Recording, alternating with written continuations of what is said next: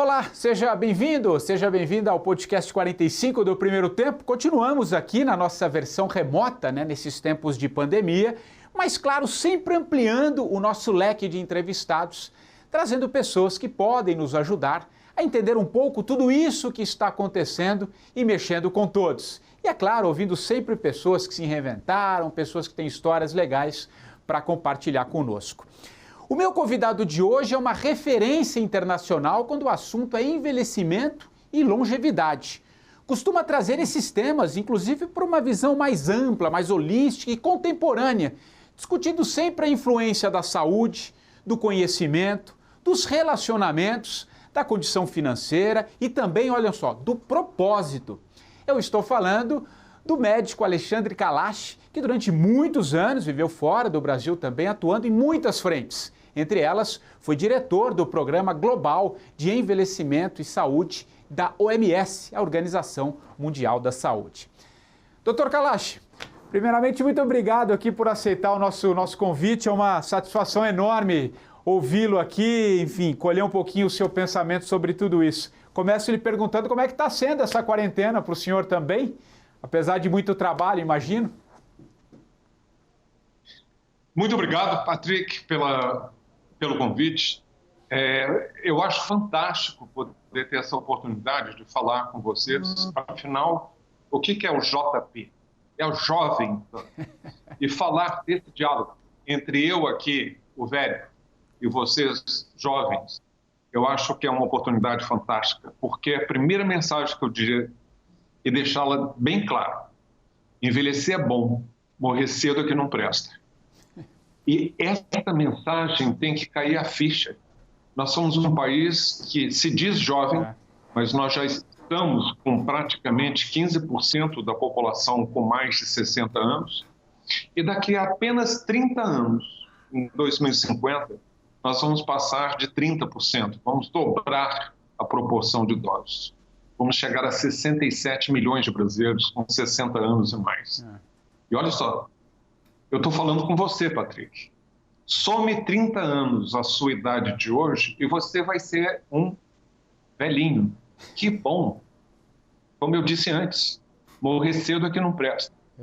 Mas tem muita coisa que a gente tem que fazer primeiro para segurar qualidade de vida à medida em que nós envelhecemos. E num país como o Brasil, Dr. Kalash, como é que a gente pode envelhecer melhor? A gente tem, eu já queria até começar trazendo um pouquinho isso que a gente está vivendo, esse momento de tantas incertezas. O Brasil hoje é o segundo país, com mais casos no mundo, caminha muito próximo para de repente encostar nos Estados Unidos. A gente está vendo mortes, todos os dias. Não sei se a nossa curva chegou no pico ou se ainda vem mais coisas por aí. E é uma doença, um vírus que atinge os mais velhos, na grande maioria, Como viver, Dr. Kalash, como nos encontrar num país com tantas desigualdades? Eu queria muito um olhar teu, o senhor também que defende muito, tem sempre um cuidado com a questão humana, com o olhar sobre os mais velhos. Como é que o senhor está vendo essa pandemia num país como o nosso, num país como o Brasil?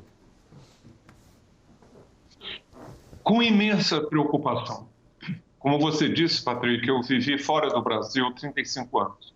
Minha formação acadêmica foi toda entre a Universidade de Londres e Oxford. Depois trabalhei lá como professor durante anos na Escola de Saúde Pública. E, finalmente, fui para a Organização Mundial da Saúde, fiquei 13 anos em Genebra e continuo tendo, desde que saí da OMS em 2007, uma atuação muito internacional. Patrick, eu sinto dizer, porque isso me dói na pele. Eu nunca vi a reputação do Brasil tão baixa, tão desgastada.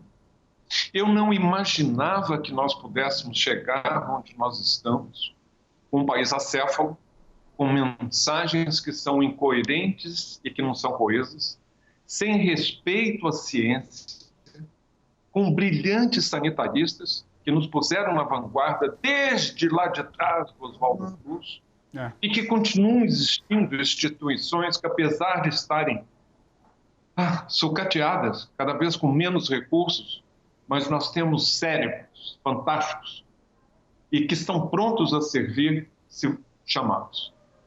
Nós chegamos a essa situação bizarra de não termos um ministro efetivo da saúde. Nós chegamos a militarizar o Ministério da Saúde. Quando um país vai em guerra, eu não chamo médicos, eu chamo generais. Quando um país tem que enfrentar uma pandemia, você precisa chamar médicos, claro. Gente que possa entender realmente o que está acontecendo. Então eu fico constrangido e com pena. Não era para ser assim. Milhares de vidas já foram ceifadas por uma falta de responsabilidade que vem desde cima e que encontra, e aí eu vou falar da desigualdade, que encontra um povo muito sofrido, com extremos de desigualdade. A nossa marca mais importante como país é sermos tão desiguais. Uma pandemia que irá levar ainda, acentuará a desigualdade, porque a sua primeira pergunta, Patrick, foi como eu, pessoalmente, estou levando o isolamento social. Estou bem. Eu estou aqui antenado, eu estou aqui trabalhando sem parar, envolvido em 1000 campanhas internacionais, com a OMS, com o Fórum Global Econômico, etc. Eu estou aqui no conforto do meu apartamento, até com vista aberta para o mar. Eu moro na Avenida da Atlântica. Por que eu tenho que me queixar? Mas quando eu olho para a maioria das pessoas idosas, que nós já somos 31 milhões, que vivem em vidas precárias, que dependem há muito tempo, única e exclusivamente, do SUS para ter alguma assistência médica. O SUS que deveria ser o orgulho de tudo que nós fizemos nos últimos 30 anos e que foi sucateado, com os gastos sociais congelados, desde o decreto do governo Temer, em 2007 e 2017, por 20 anos. As duas coisas que podem nos tirar do subdesenvolvimento, saúde e educação, ensino público, sendo enfraquecidas. E, no entanto, Patrick, o que está salvando a lavoura é o desprendimento, a abnegação dos profissionais da saúde que não estão deixando essas pessoas morrerem no desalento. No final, é o SUS que nós assistimos ser dilapidado, que está conseguindo fazer com que o número de mortes não seja ainda maior. É uma lição. Não, eu imagino, ainda se não tivesse o SUS, em que situação que a gente estaria vivendo, né, doutor Kalash? E eu acho que esse momento, né, e eu tenho ouvido muitas pessoas aqui nesse espaço, eu acho que é um momento que a gente escancara, né, as nossas diferenças, né? Eu acho que a gente sempre soube dessas diferenças, mas a gente nunca parava para observar, né? Não fazia parte da nossa, engatávamos a nossa rotina de vida, de trabalho, a gente pouco olhava para os lados. De repente, um vírus como esse, né, tão microscópico, tão invisível, parou todo mundo, né? E cada um teve que olhar para si. E nós aqui, como brasileiros, eu acho que escancarou um país que sempre existiu, mas que a gente não dava muita atenção, que são essas diferenças. E é isso que eu queria até lhe perguntar, doutor Kalash, porque aqui a gente está vendo também muitas pessoas até abaixo de 60 anos, né, pegando aqui um recorte, que não conseguem chegar à velhice, por exemplo, com saúde, né, pelo menos com as grandes funções vitais, pelo menos. Então a gente tem até uma diferença se a gente se comparar, por exemplo, com a Itália, né? Lá sim, muitos mortos, muitas pessoas mais velhas. Aqui a gente tem até um recorte um pouco abaixo, que eu acho que tem a ver com isso, né? Com essas nossas diferenças. Fala um pouquinho sobre isso, doutor Kalash. Eu acho que é interessante para a gente entender um olhar também de um médico sobre essas questões. Um país tão desigual, e as estatísticas mostram isso há décadas, um país que é dos mais desiguais há muito tempo, em que a nossa elite, a nossa classe média, não estava interessada em olhar. Você passava indiferente. As mazelas todas sociais que não foram forjadas pela Covid, apenas, como você disse, a Covid as escancarou. Eu não consigo entender, Patrick, como alguém pode, há muitas décadas, se formar, por exemplo, em medicina e ser insensível à desigualdade social porque lida com ela todo dia. O pior cego é o que não quer ver. E tudo que está em torno de nós hoje e que está mais forte, está mais exacerbado, já existia, mas a sociedade como um todo escolhia não ver. A sociedade como um todo não, porque quem é pobre convive com a pobreza e vê a sua miséria todos os dias. Para a imensa maioria da população, vendo o ensino público deplorável, se já não era tão bom há algum tempo atrás, conseguiu piorar. E aí eu vou dizer uma coisa, Patrick, que eu acho que é uma mensagem que tem que ficar. A desigualdade é ruim para todos. Não é só para quem esteja abaixo da pirâmide. A sociedade que permite essa desigualdade, ela vai ser mais insegura. Você vai ter que viver cercado de segurança, em carros blindados e só podendo fazer compras no shopping, porque não tem coragem de andar no meio da rua. Uma sociedade que permite que 55 mil homicídios ocorram a cada ano pela violência social, em que, infelizmente, nós estamos aqui comovidos pelo que aconteceu nos Estados Unidos com a morte do George Floyd. Aquela morte foi apenas registrada. No Brasil, especificamente no Rio de Janeiro, no mês de abril, 179 pessoas foram assassinadas pela polícia. Você tem um George Floyd a cada 4 horas. Ficou até mais fácil, porque a população estava confinada, então chegava a polícia para matar e a população pedindo: não nos tragam morte, tragam-nos saúde, educação. E eu repito, a desigualdade é ruim para todos, porque um país que não tem a sua mão de obra qualificada, em que as pessoas não estão aprendendo o mínimo, nós estamos formando analfabetos funcionais. Eles não irão ser produtivos e o Brasil não será competitivo. Na liga de 50 países, o Brasil está no número 48 em competitividade e produtividade. Será que os outros países vão investir num país que está perdendo credibilidade internacional pela forma como está conduzindo a Covid? E que já tem índices tão baixos de produtividade e criatividade? Criatividade não. Competitividade, porque criativos nós até somos. Criatividade no sentido de sobreviver apesar de tudo. Acho que ninguém mais do que o brasileiro sabe dessa criatividade para conseguir viver, né, num país com tudo isso que o senhor está retratando muito bem, doutor Kalash.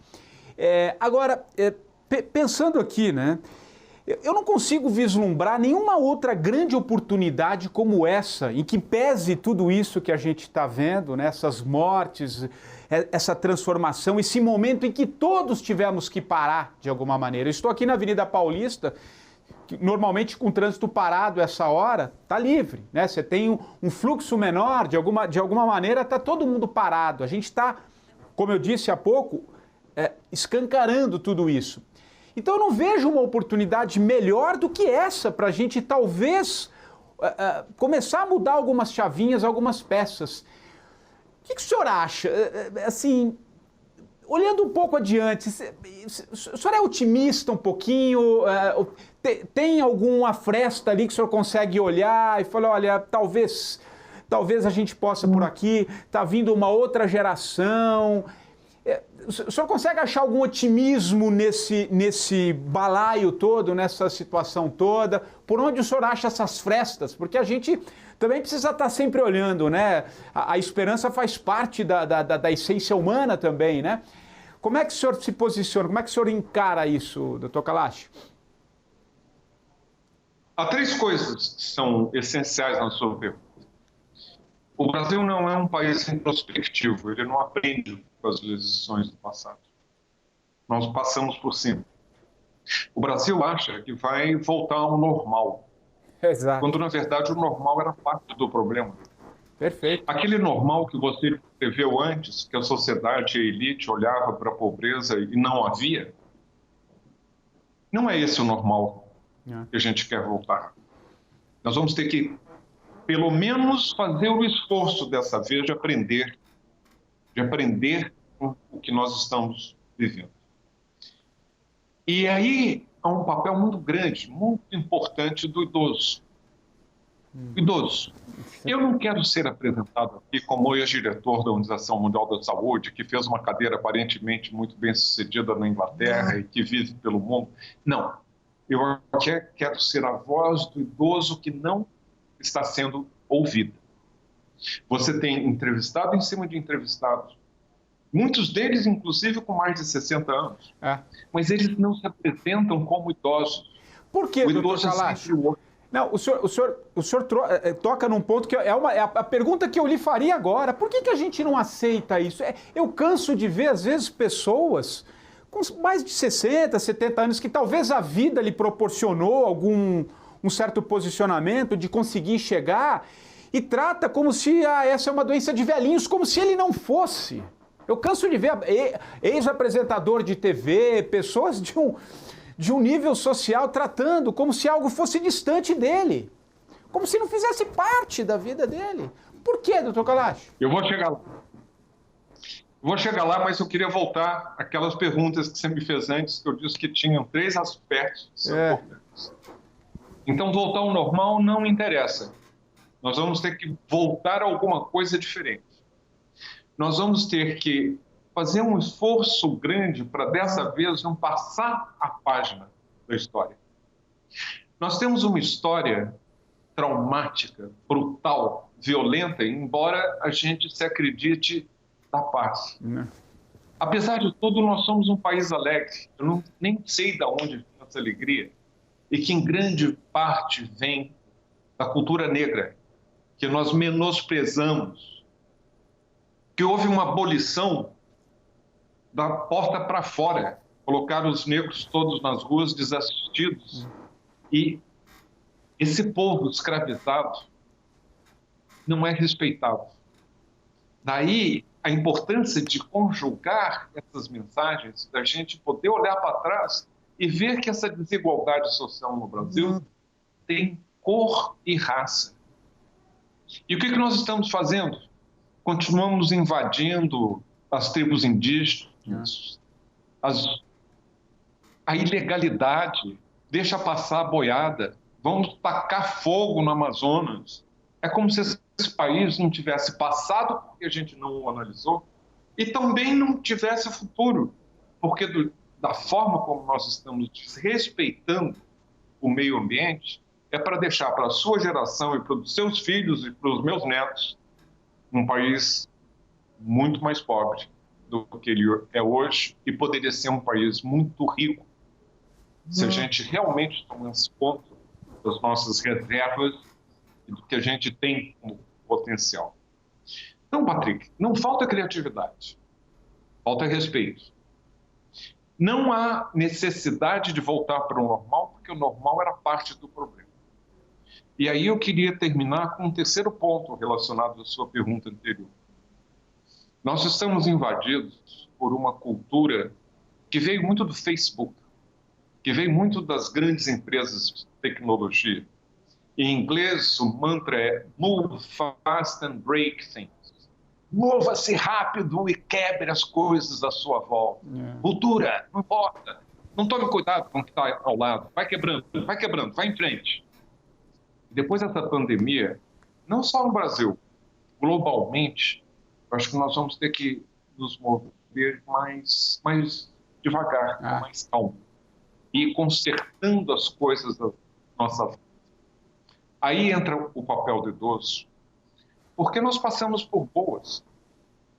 Nós já vimos muita coisa acontecer, nós temos resiliência. Nós podemos ver a luz no final do túnel, nós podemos trazer calma, trazer lições do passado.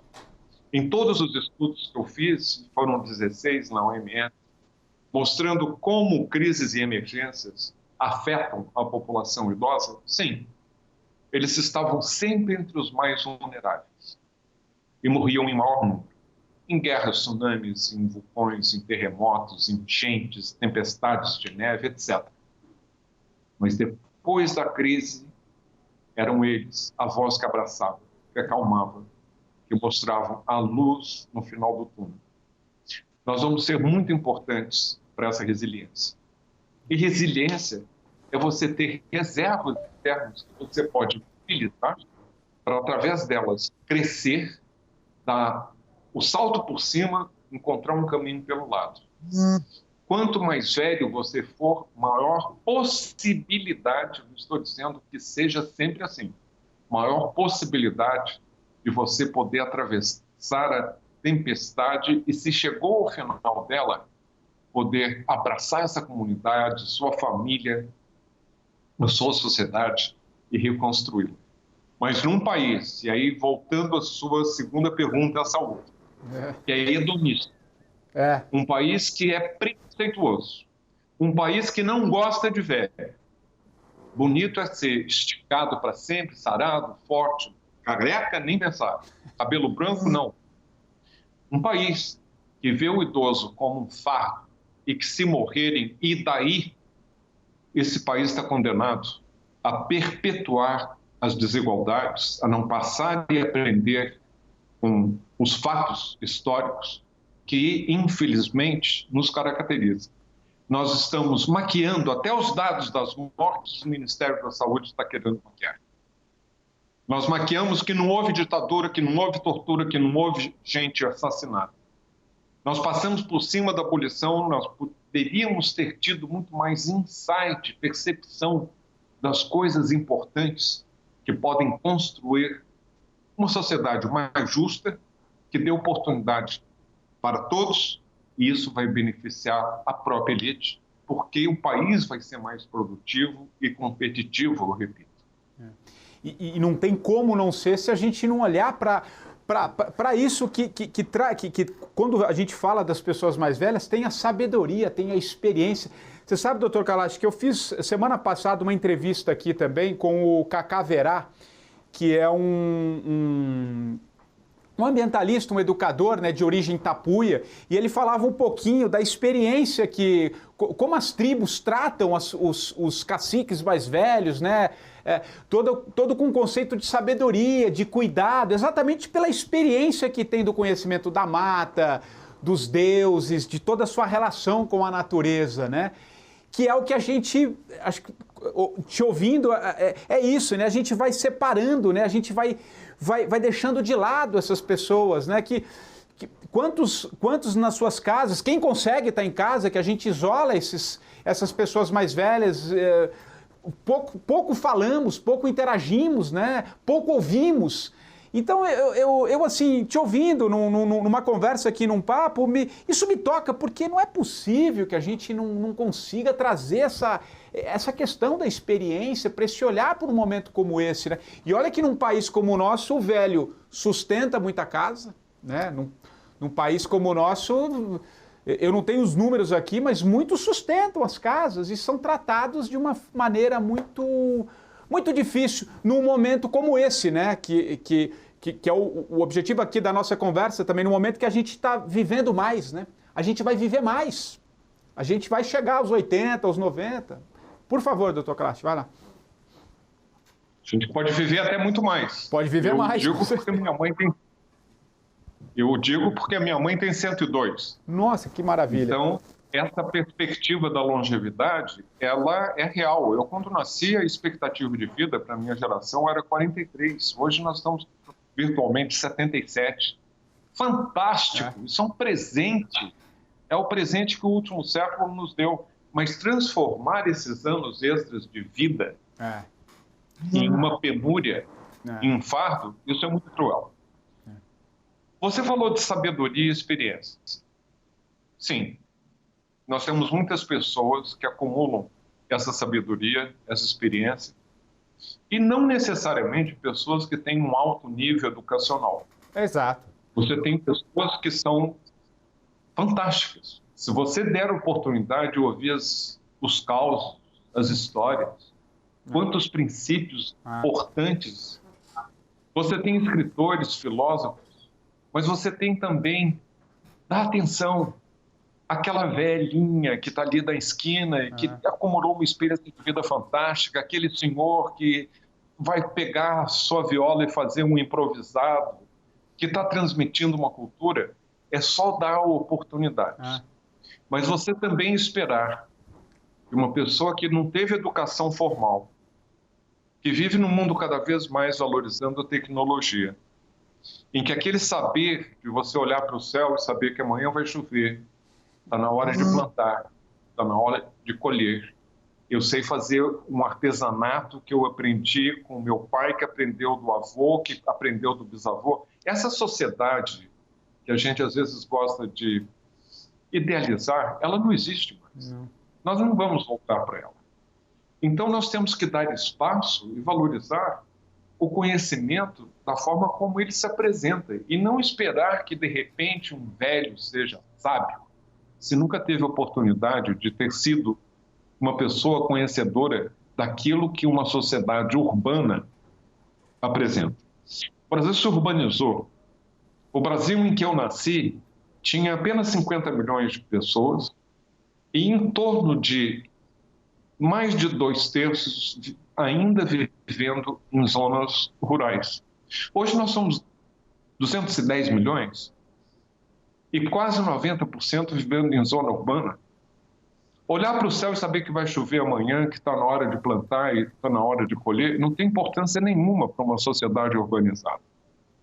Então você traz essas pessoas que estão envelhecendo mal em zonas em que não se valoriza esse conhecimento, essa voz vai continuar calada e a sociedade vai perder. Vamos abrir os espaços para poder ouvir a cultura popular, estabelecer esses elos, porque como nas tradições africanas se diz, quando morre um velho, seja ele quem for, é uma biblioteca que se incendeia. O senhor acha que vai mudar alguma coisa, doutor Kalash? Eu ainda acho que eu não... O senhor acha que tem alguma possibilidade da gente conseguir, com tudo isso? Porque, assim, claro que alguma coisa vai mudar, né? A gente vê nas próprias relações de trabalho a partir de agora. Eu começo a ouvir algumas pessoas que falam um pouquinho de futuro, que a gente vai trabalhar mais em home office, a gente vai ficar um pouco mais... Não vai precisar tanto ir no trabalho, vai... Em tese, a gente passa a ter uma convivência maior com a família. Essa semana passada, eu vi alguém falando também que talvez algumas pessoas, por essa possibilidade de trabalho mais distante, possam ir morar no interior, em outras áreas. O senhor acha que é um pouco utópico? O senhor acha que é possível? Por onde o senhor olha, assim? O que... Eu queria te ouvir. Sempre que há uma crise, há uma oportunidade. Essa oportunidade vai existir de você rever a forma como você vive. Será que eu preciso de tantas blusas, tantas camisas? Será que eu preciso de consumir tanto? Eu acho que para algumas pessoas isso vai diminuir. Eu até brinco com pessoas amigas que estão se queixando muito, que estão, meu Deus, essa quarentena, produtividade. Olha assim, aproveita, meu caro, você está fazendo economia, não está indo para restaurante caro, está tomando menos vinho muito caro, está planejando menos uma viagem para o exterior. Para a classe alta, Patrick, vai ser uma beleza. O risco é que tudo que você descreveu vai potencialmente aumentar a desigualdade social. Vai ser muito bonitinho continuar, para alguns belezocas, continuar em home office e mandar trabalhador comum ir para a rua trabalhar. A informalidade está aumentando e vai deixar um saldo bravo de gente que ainda tinha um empregozinho e que vai mergulhar na informalidade. O desemprego vai ficar ainda mais precarizado. Então, o risco é que mude para pior, porque para alguns vai ser fantástico. Você aprendeu que ficar mais tempo em casa é melhor para a saúde da família, para os laços afetivos, você não tem que se deslocar, a esse trânsito pesado. Mas para a maioria, se nós não tivermos muita responsabilidade e sensibilidade social, tudo o que está acontecendo pode levar um país ainda mais injusto e mais desigual. É isso que eu peço, que cada um examine que oportunidades são essas. Porque se for melhor ainda para 20% da população, mas pior ainda para 80%, não vale a pena. Não vale a pena todo esse sacrifício. E lembrando uma coisa ainda que eu acho que é importante a gente... Nós estamos com 80 dias de quarentena, mais ou menos, 85. Patrick, o tempo que levava de travessia médio da África, dos povos escravizados estavam sendo roubados de suas famílias, de suas comunidades, de suas tribos, para atravessarem esse Atlântico, muitos indo a bordo. Não importava, se morrerem 40%, o traficante de escravos ainda teria lucro. Eles ficavam, em média, 45 dias naquele porão do que nem se podia chamar navio. Amarrados, algemados, como sardinhas, para enfrentar um futuro incerto, um país que os receberia a chicotes. 85 dias nós levamos até agora, aqui em quarentena, não é nada perto dos ancestrais passados desses povos negros, que hoje ainda são os que mais morrem com a pandemia no Brasil, nos Estados Unidos. Porque lá também está acontecendo, e a conta alta do Covid-19, quem está pagando são os mais pobres, os latinos e os negros. Então vamos colocar em perspectiva e pensar o que isso realmente representa para quem hoje pode e vive num espaço adequado. Você pode fazer daquele quarto meio obsoleto seu escritório, ficar no silêncio e transformar em home office. Mas não é assim para a maioria, não. São muitos países dentro de um próprio país, né? São situações muito diferentes, e acho que é um pouco aquilo que a gente estava tratando no começo, né? Tão desigual, chega a ser quase uma idiotice, né? De um certo descolamento do que é real ou não, pedir para você usar o álcool gel, para você lavar a mão toda hora, para você se isolar, né? Num país em que a gente vê em pequenos barracos 4, 5, 10, 15 pessoas.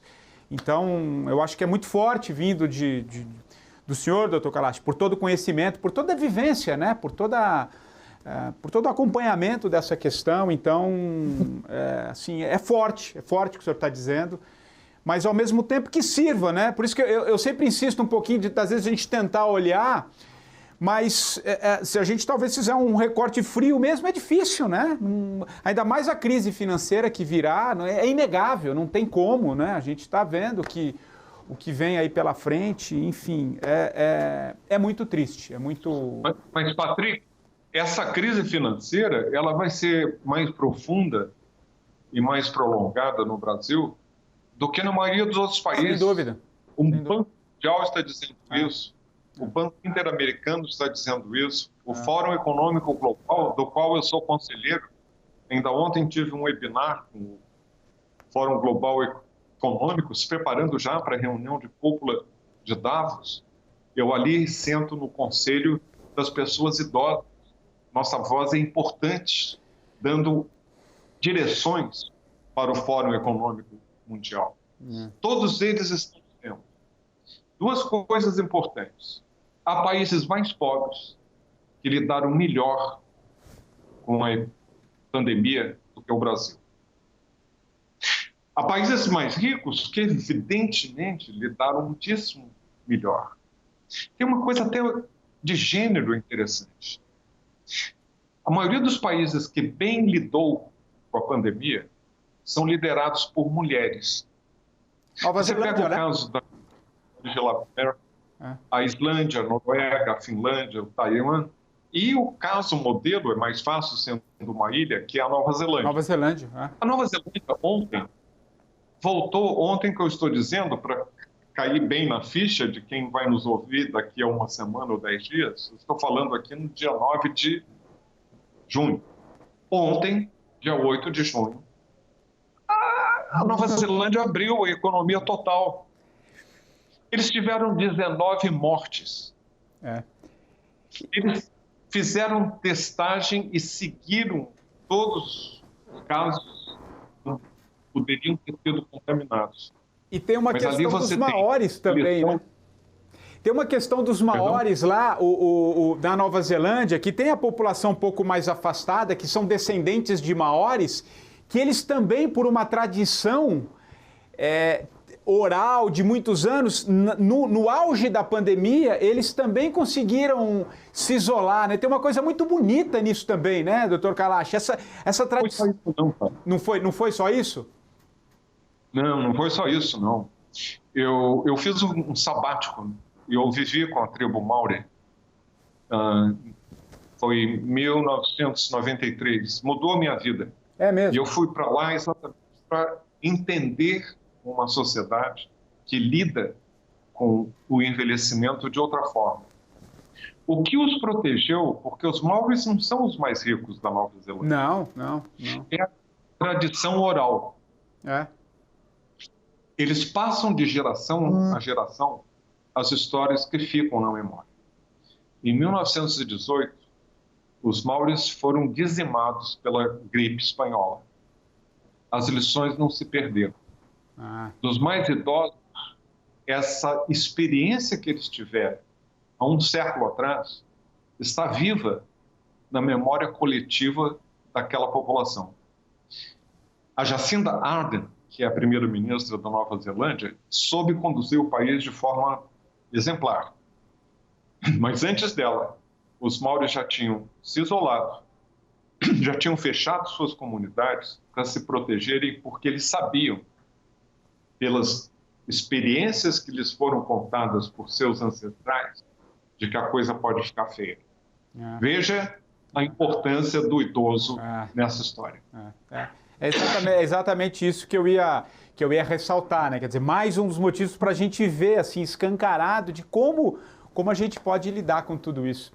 Doutor Kalash, a gente já está caminhando aqui para o fim da nossa conversa, mas eu queria trazer um outro aspecto que eu até falei aqui um pouquinho na abertura, antes de apresentá-lo, que é para a gente falar um pouquinho dessa longevidade, né? Essa possibilidade cada vez maior que a gente está tendo essa oportunidade, né? De conseguir viver mais, né? Agora, não necessariamente viver mais, a gente vai viver melhor. A gente precisa ter alguns caminhos, né? Algumas atitudes também ao longo da vida para a gente conseguir levar uma velhice, né? Você pode ter vários recortes dentro da velhice, mas enfim, levar uma vida mais plena. O que o senhor destacaria como coisas importantes para a gente olhar? Eu gosto muito acho que eu vi em algumas entrevistas do senhor um pouquinho sobre a possibilidade da gente ter humor, né? Da gente conseguir ter um pouco de leveza. E uma palavra que é marca desse programa aqui, que também é propósito, fazer coisas que têm sentido, coisas que nos tornam unos, né? que nos conectam com a gente mesmo. Fala um pouquinho dessas possibilidades para a gente olhar para uma idade mais avançada, com mais qualidade de vida, com novas possibilidades. Doutor Kalash. Patrick, o importante é você assumir que existe uma coisa que chama envelhecer. É gerúndio. Nós todos estamos envelhecendo. Não sou eu que já sou velho, não é você de meia idade, não é quem tem 17 ou 5 anos. Todos estamos numa trajetória que é de curso de vida. Foi o que eu trouxe na Organização Mundial da Saúde, essa experiência que eu tinha acadêmica na Inglaterra, de pensar em termos de trajetória de vida. Eu herdei na Organização Mundial da Saúde um programa que chamava Saúde do Idoso. Eu falei assim, não quero um programa de saúde do idoso, não. Eu quero um programa de envelhecimento de saúde. Para trazer essa mensagem de que estamos todos no mesmo barco. Segunda mensagem, envelhecer é bom, morrer cedo é que não presta. E terceira, para chegar bem à velhice, depende de um esforço seu pessoal mas depende de políticas públicas para que as escolhas mais saudáveis sejam as mais acessíveis, baratas e fáceis. Então, quando você pega aquilo que você falou no início do programa, de que nós precisamos de 4 pilares para bem envelhecer, é um pouco como se você pudesse acumular o capital de saúde, vem em primeiro lugar, com todo o dinheiro no bolso que você tenha. Se a sua saúde estiver fraca, você não vai envelhecer bem. Segundo, capital de conhecimentos. Nós temos que aprender a aprender sempre.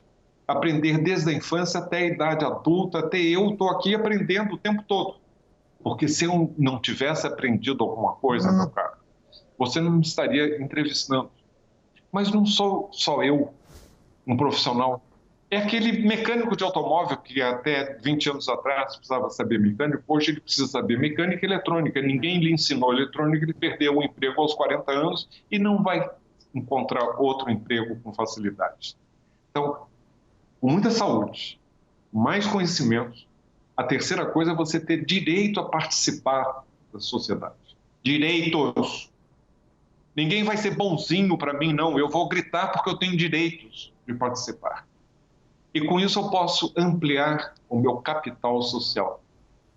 Porque chega uma determinada hora que você tem que ter amigos, você tem que ter laços fortes com a sua comunidade, com a sua família, capital social, que vai lhe valer quanto mais quando você já se retirou do mercado de trabalho e não tem mais aquele ambiente de trabalho que lhe cercava. O quarto capital é muito duro falar dele, numa época de tanto desemprego, com tantos problemas que virão aí, que é o capital financeiro. Mas se você consegue compensar, tira o financeiro, mas se você tiver saúde, conhecimento do capital social, já vai lhe adiantar muito. Se puder juntar o financeiro, maravilha. Mas aí vem o propósito. De que adianta você ter todos esses capitais se você não sabe por que acordou de manhã, que diferença você vai fazer de melhor num país voltando às mazelas e à desigualdade social, com tanta coisa a ser feita, se não tem mais o que inventar, vai fazer um trabalho voluntário, tem tantas causas importantes para abraçar, vai fazer com que esse mundo possa ser melhor, que você deixe um legado. E aí vem a experiência do velho. Eu não estou competindo com ninguém. Eu estou aqui porque eu tenho um propósito, uma missão, eu trabalho em envelhecimento há 45 anos, eu dei o estalo quando eu era muito jovem, felizmente, nunca olhei para trás. Dediquei toda a minha vida profissional a trabalhar sobre envelhecimento. Isso me dá um propósito de vida, dá uma missão. Não estou competindo com ninguém. O que eu quero é deixar um legado, que se lembrem de mim, deixar uma pegada. Eu quero hoje, talvez influenciar. Que dirá, meu Deus, que privilégio, poder inspirar, poder fazer com que alguém se lembre de mim quando daqui a pouco eu for-me embora. É esse legado que a gente quer. É fazer com que a gente não olhe para o umbigo e querer acumular mais. Eu só quero acumular um legado positivo para a construção de um país melhor e, de novo, repito, mais justo. Eu acho que não tem coisa melhor do que a gente poder ajudar o outro, porque ajudando o outro também a gente se ajuda, né? Eu acho que a gente está sempre... Até porque esse vírus também nos mostra a nossa conexão, né? Como estamos cada vez mais interligados, né? E a gente conseguindo ajudar o outro, a gente se ajuda também. Eu acho que está aí o sentido do propósito. Eu acho que o senhor foi muito feliz nessa colocação. E acho que é essa busca desse sentido que nos torna humanos, que nos torna, enfim, esse ser tão especial que a gente possa. Só que a gente se encontra no outro também, né? A gente sempre se encontra no outro. Tokalash, para a gente encerrar, e aqui é uma marca do programa, do 45, que o entrevistado da semana cite um livro, né? Um livro que converse com tudo isso que a gente está passando, alguma coisa que te marcou, que você acha que seria legal quem está nos assistindo e nos ouvindo, ter acesso, e depois uma música, né, para a gente, pelo menos acho que nada melhor do que uma boa música para a gente encerrar esse papo deliciosíssimo. Tem muito aprendizado aqui nesse papo com o senhor, pela história, enfim, sou um admirador do seu trabalho já há muito tempo, então eu queria encerrar com essas duas questões, o livro e uma música, Dr. Kalash. Eu vou abusar, Patrick, vou falar de 3 livros. Opa, ótimo. Eu vou falar do livro A Velhice, da Simone de Beauvoir, que eu acho que dá uma perspectiva muito atual e muito importante. Ela já estava envelhecendo quando o escreveu. Outro livro é que está tão atual, A Peste. E o personagem central da Peste dizia uma coisa muito importante a propósito do que nós estamos vivendo. Não se vence uma pandemia sem decência. Decência vem em primeiro lugar. É a construção da confiança para a gente poder ultrapassar isso juntos. E o terceiro livro é a Distopia, é 1984. Eu vou ser maquiado os dados, eu vou ser passar por cima, eu vou ser ter um controle com o Big Brother te olhando, que nós não queremos. Esses 3 livros acho que são de leitura importante hoje. A música, para acabar de uma forma leve. Você envelhecer bem significa também ser mais leve, mais otimista, cultivar um senso de humor e cultivar as coisas boas que a gente tem. Para mim, a música, quando você me pergunta uma música, vá para casa hoje e ouça Carinhoso, do grande Pixinguinha. Que legal. Doutor Kalash, gostei de todas as escolhas do livro, dessa música com Pixinguinha para a gente encerrar essa conversa. Enfim, muito obrigado por compartilhar um pouco o teu pensamento, o teu olhar, a tua vivência, a tua história, né? Acho que é tão fundamental e tão importante num momento como esse que estamos atravessando e que possamos sair, que possamos ter decência, que possamos, enfim, transformar esse país em algo melhor. Sei que está difícil, a conversa acho que está muito clara, né? Por onde a gente tem que caminhar, mas infelizmente algumas coisas aí estão fora, enfim, mas o que valeu é esse papo, essa interação e essa troca. Eu queria te agradecer, doutor Kalash. Muito obrigado. Eu que lhe agradeço novamente. Muito obrigado. E o 45 do primeiro tempo volta a qualquer momento com mais algum entrevistado. E só lembrando que se você quiser citar alguém, quem que você gostaria de ouvir aqui também no programa, vai lá no podcast, no 45, ou então no Instagram, o patricksantos.oficial, e deixe lá a sua sugestão. Um grande abraço e nós voltamos a qualquer momento. Até lá.